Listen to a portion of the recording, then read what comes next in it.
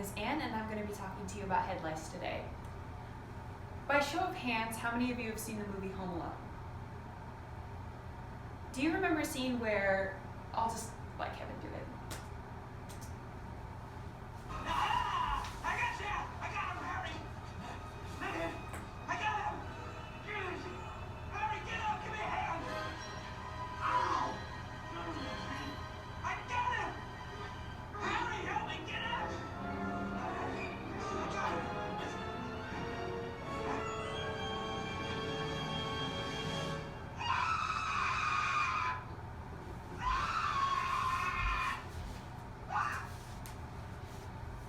If you are squeamish, I'm so sorry, but it's not going to get better from here because, well, most of us won't have to deal with what Marv had to deal with that night.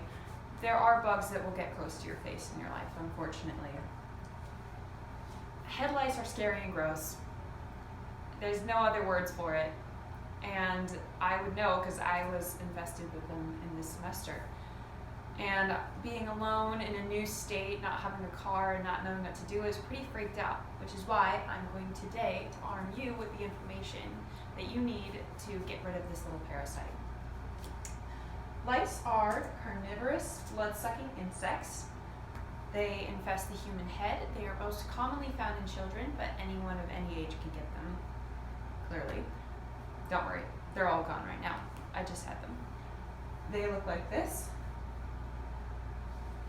According to the CDC, the adult mature head louse is about 2 to 3 millimeters long, and you can see here they are compared to a penny and how small they are, and then that's at the base of the hair shaft, which it proves how small they are again.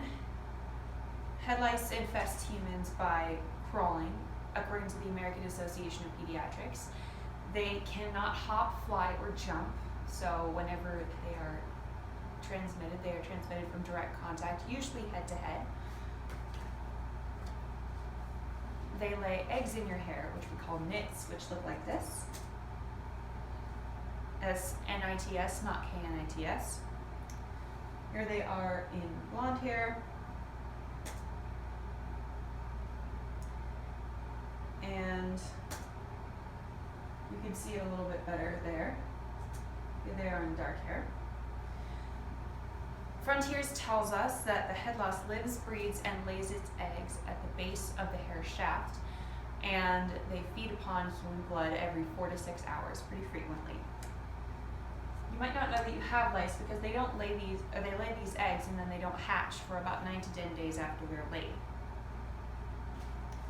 And according to the National Institute of Health, infested children usually carry less than 20 head lice at one time, often less than 10, so it can especially be tricky to spot what they are, or if they're there.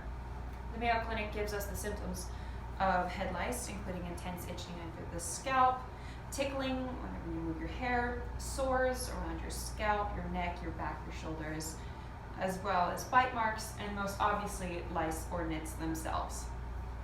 So now that we know what lice are, let's go on to how to treat them. The most methods or all successful methods of treating lice kill the lice and the eggs, and then you are in charge of getting them out of your hair or getting them out of your child's hair, depending on who has been infested. Store-bought treatments often have a chemical called permethrin in them, or they have pyrethrin. According to the AAP, permethrin is the most widely studied chemical used to kill head lice in the United States. Some brands that you can buy that will kill your head lice are Nix and Rid, and they usually come with the treatment itself, a detangling spray for hair that's long, a nit comb, which I'll talk about in a second, and a spray that you can use on your furniture and your carpets to get lice out of there. The nit comb is the star of the show when it comes to getting rid of lice. They look like this, as with some lice on top of them, and there's with some eggs. And this is mine that I have from curing my own lice. Basically, you have to rub this, or not rub, but comb this through your entire head, and the teeth are very, very close together so that you can catch those eggs, especially. Some last couple tips. You'll probably have to treat your head more than once. If you miss even one, then it can grow in or patch and grow into a louse and infest your head for a while. The CDC recommends that you wash all of your clothing, so that would be anything that touches your head, clothing, bedding, towels, backpacks, hats, anything like that, backpacks especially. It's better to wash too much than too little, and make sure you wash those on high heat and dry them on high heat. That's very important. Washing your brushes and combs is also really important because those are in your hair all the time, obviously, and the CDC recommends that you soak them in water that is hot, so 130 degrees or above, for 5 to 10 minutes, or what you can do is you can put them in a plastic bag, put them in the freezer overnight, and since the bugs really like that temperature that's near your head, if they're outside of that temperature for a super long time, they will die.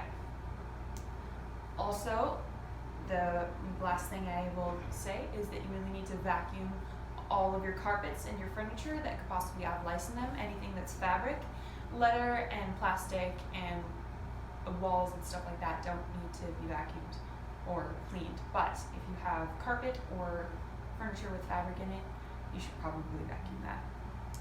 Lice are not pleasant, but I hope you have come away from this with some more knowledge of how to deal with those problems, and I hope you feel a little bit more prepared and a little bit less like Marv about the bugs that might come into your life.